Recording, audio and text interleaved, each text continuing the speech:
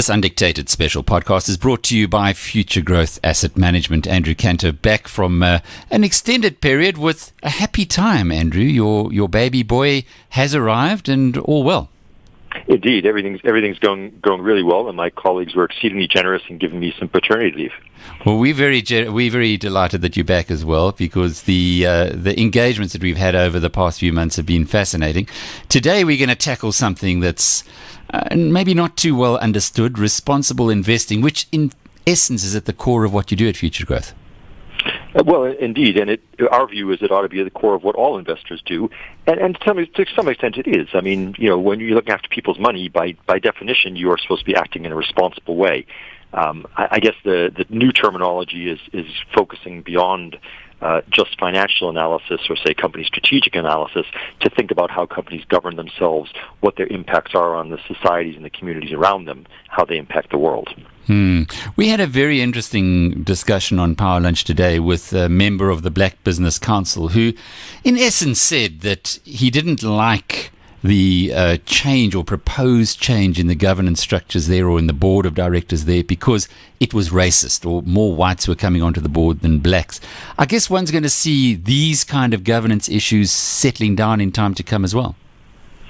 Well, I mean, that's an ongoing debate, because when we talk about, say, how we assess companies on their governance scores, how they govern themselves, how their boards are composed and structured, there's no hard and fast rules. I mean, there's some companies that clearly ought to have wide racial representation on their board, whereas there's some companies that may be in a business that is a one-colored board, be it black or white, depending on who their constituencies are, who their customers are, who they're serving. So there is no clear answer to how a board ought to be structured. It depends on the business, and that's part of the fluidity of being a responsible investor, is being able to assess that and assess it in the context of the company you're analyzing. Very complex.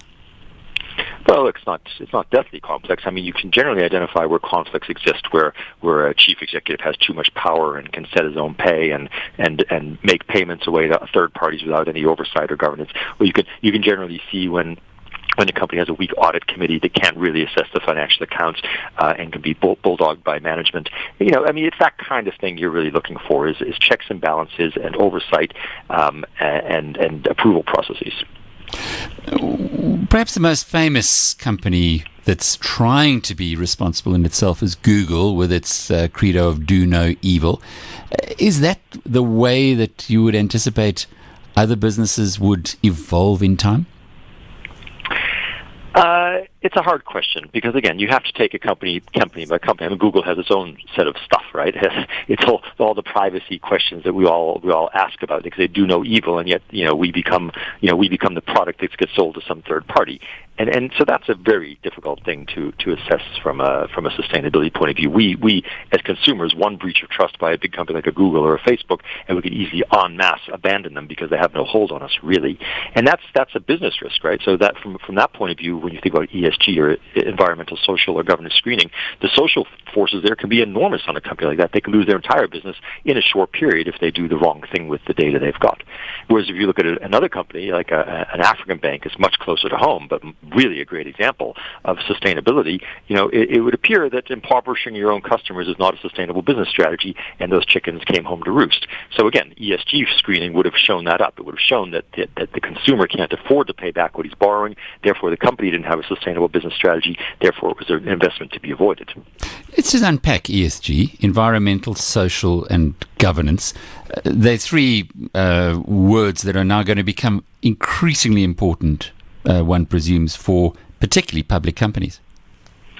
Right. So we've talked about governance, some examples of governance already, how companies are governed, and what we as investors and what we as the public really want to see in the governance of companies that make sure that they operate in a suitable manner with suitable checks and balances. When we think about environmental factors, we would think about whether a company is polluting the environment, and that's not just a warm, fuzzy, let's protect the trees approach. That's to say that, well, if you're creating environmental degradation, it's pretty darn likely that at some point a government's going to come after you for some back taxes or penalties or fines that damage your business. So as a shareholder, part of your assessment has to be, are there environmental risks in the business I'm investing in that could come back and cause a degradation of my value?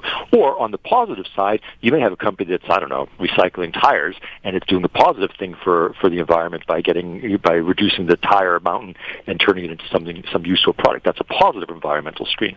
So again, all of these things are two-edged swords. You could also find companies that are very well governed that you really want to invest in because you believe that their board is operating a very high level of strategy thinking with trust and with a healthy culture that makes a good company better and therefore becomes a good investment.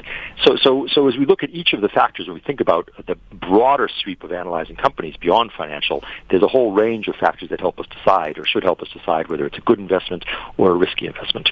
Do you put weightings, or can you put weightings on them yet relative to the financial undertone? That's a great question, because the natural starting point for analysts like us when we start to do this sort of stuff is to make lists, make checklists, and put weightings on them. But the truth of the matter is, what I found is you can't. It's very company specific. The environmental factors of an oil company are completely different from the environmental factors of a retailer. So you can make a list, but the two lists are going to be widely different. So I think you really have to look at each business on its own merits, on its own factors, and you determine the top 4 or 5 issues that affect governance, the top 4 or 5 issues that affect labor relations, e.g. social screening, the top 4 or 5 issues that affect their environmental impact, and you do that company by company. It's very hard to come up with an overall checklist and a standard weighting scale. I was talking to a friend today, and the question came up of tobacco companies. BAT is a core holding in many South African portfolios.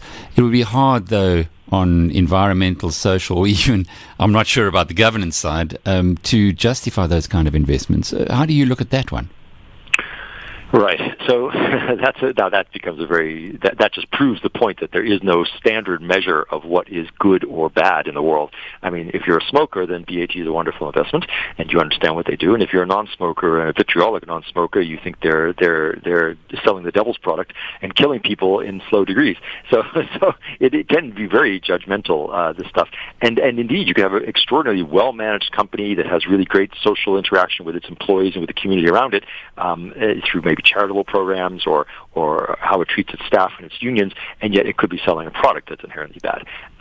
So you have to look at all those things.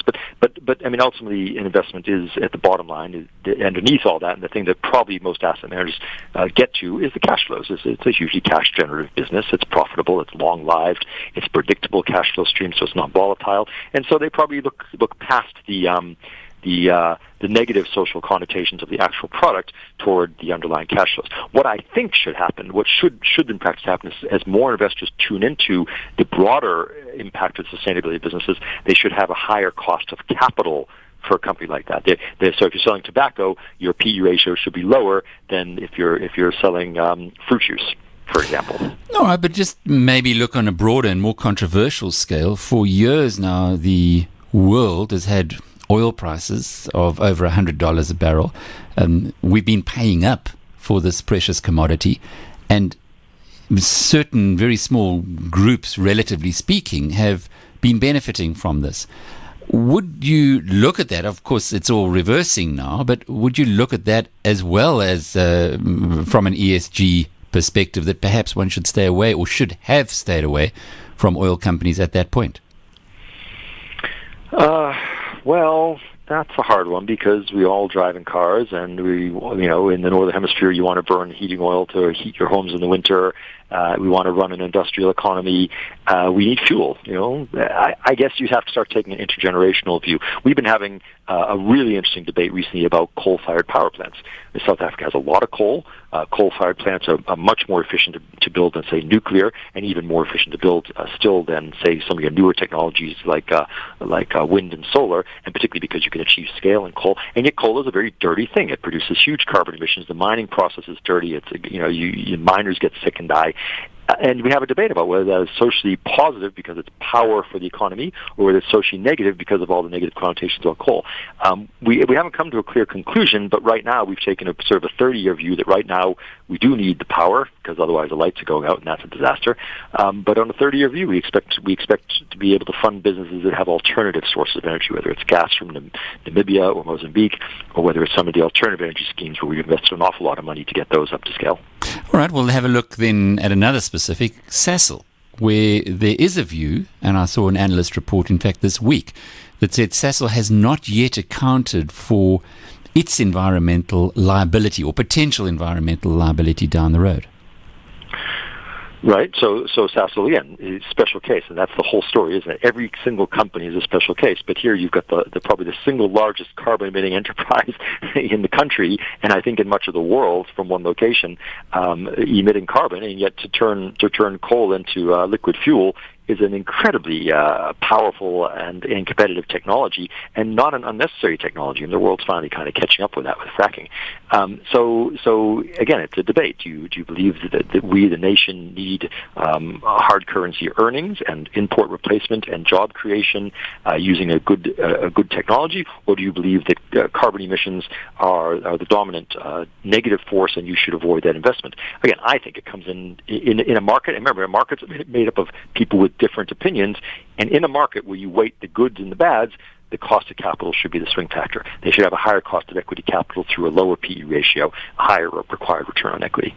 It's a very complex subject, the whole thing, but are there any... It's usually full of judgment, by the way. It's full of judgment on all of this stuff. Yeah, subjective.